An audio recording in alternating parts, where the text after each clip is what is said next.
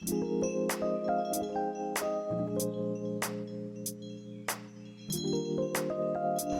Melayu terkenal dengan rakyatnya yang bersatu padu dengan pimpinan Perdana Menteri ketiga iaitu Tun Hussein Onn. Demikian itulah Tun Hussein Onn dikenali sebagai bapa perpaduan Malaysia kerana usahanya dalam menyatu padukan rakyat Tanah Melayu yang berbilang kaum. Pelbagai kejayaan telah diperolehinya, antaranya ialah melakukan dasar ekonomi baru dan penekanan kepada masyarakat tentang kepentingan memahami rukun tetangga. Pembinaan negara bangsa memerlukan didikan dan peranan dari pihak yang bertanggungjawab. Antaranya ialah pendidikan di negara Malaysia. Ini kerana pendidikan adalah sektor utama seseorang individu mengenali falsafah kehidupan dan tempat berkembangnya amalan-amalan yang positif. Kepentingan yang pertama bagi perpaduan kaum dalam kalangan rakyat Malaysia adalah dapat menjamin keamanan dalam negara kita. Malaysia adalah merupakan salah satu negara yang mempunyai pelbagai kaum, agama dan juga bangsa yang berbeza. Malaysia terdiri daripada pelbagai kaum seperti kaum Melayu, Cina, India, Bumiputera Sabah dan juga Sarawak.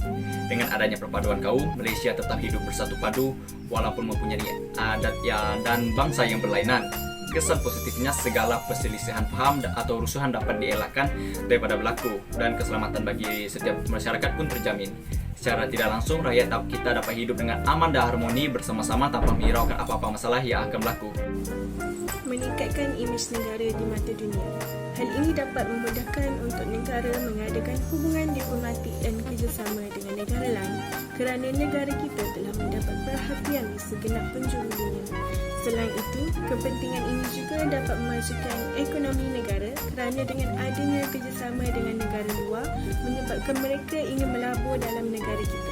Sebagai contoh, hubungan negara Malaysia dengan negara China telah menyebabkan berlakunya peningkatan dalam ekonomi Malaysia. Malahan, negara Malaysia juga seringkali menjadi tuan rumah dalam acara sukan seperti Sukan SEA dan juga Sukan Commonwealth. Ini menjadikan negara Malaysia lebih dikenali. Seterusnya, kepentingan mengekalkan perpaduan kaum juga dapat memajukan ekonomi negara dari segi pelancongan.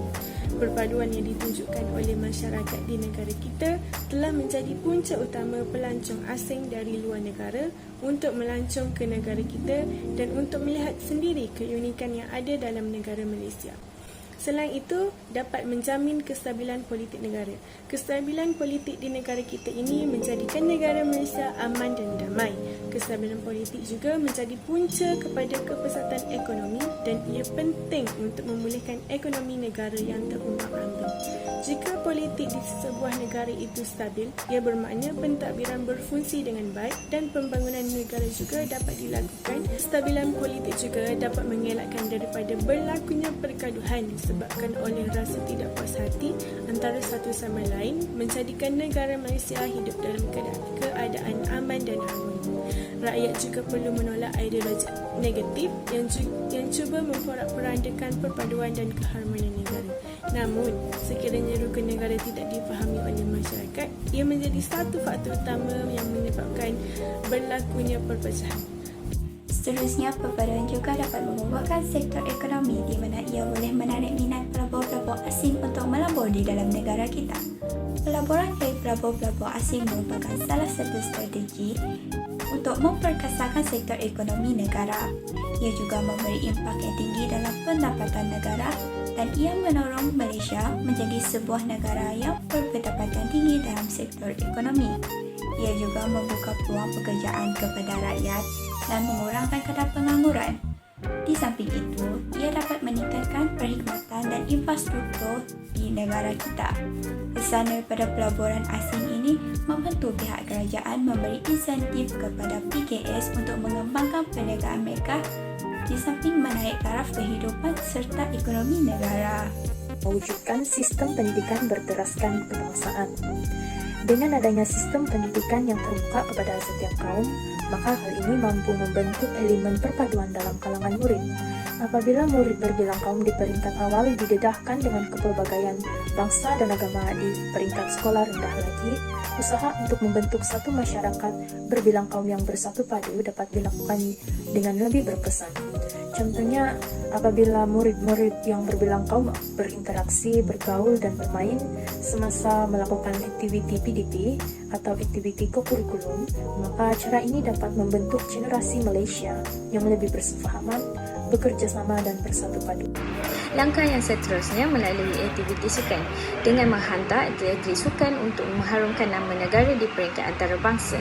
Seterusnya, menyatu padukan pelbagai kaum dengan mempunyai pasukan yang berbilang bangsa dan agama. Oleh itu, dasar sukan negara yang diwujudkan pada tahun 1988 juga bertujuan mewujudkan budaya sukan dalam kalangan rakyat Malaysia. Akhir sekali, melakukan senaman ringan seperti berjoging ataupun bersiar bersama keluarga, ia akan menjadi wadah yang mampu mengeratkan hubungan antara kaum. Langkah seterusnya ialah menyambut perayaan kaum lain. Apabila masyarakat dapat menyambut perayaan kaum lain, mereka dapat berinteraksi antara satu sama lain dan seterusnya mengukuhkan lagi hubungan silaturahim. Hubungan silaturahim ini juga akan meningkatkan imej negara di mata dunia dengan mencerminkan keadaan negara yang aman dan sejahtera. Dengan keadaan negara yang sejahtera dan aman, hal ini membolehkan pelbagai sambutan perayaan disambut dan masyarakat juga dapat mempelajari dan menambah pengetahuan tentang adat bersama perayaan kaum lain. Yang terakhir adalah dengan menggiatkan ekonomi perusahaan kecil dan sederhana yang juga dikenali sebagai PKS. PKS merupakan nadi bagi ekonomi negara Malaysia. Sebahagian besar ekonomi negara kita adalah daripada hasil kegiatan PKS yang mempunyai berbagai idea dalam menjana pendapatan isi rumah sekaligus meningkatkan ekonomi negara. Dengan adanya PKS, masyarakat kita sentiasa mendapat bekalan yang mencukupi setiap hari sama ada di bandar atau di luar bandar. Ini kerana PKS lebih menumpukan di kawasan kediaman atau pusat komersial bagi suatu tempat. Kerajaan telah banyak mengusahakan berbagai insentif dan cara dalam membantu para PKS dalam mengembangkan aktiviti ekonomi mereka serta meningkatkan kegiatan komersial negara.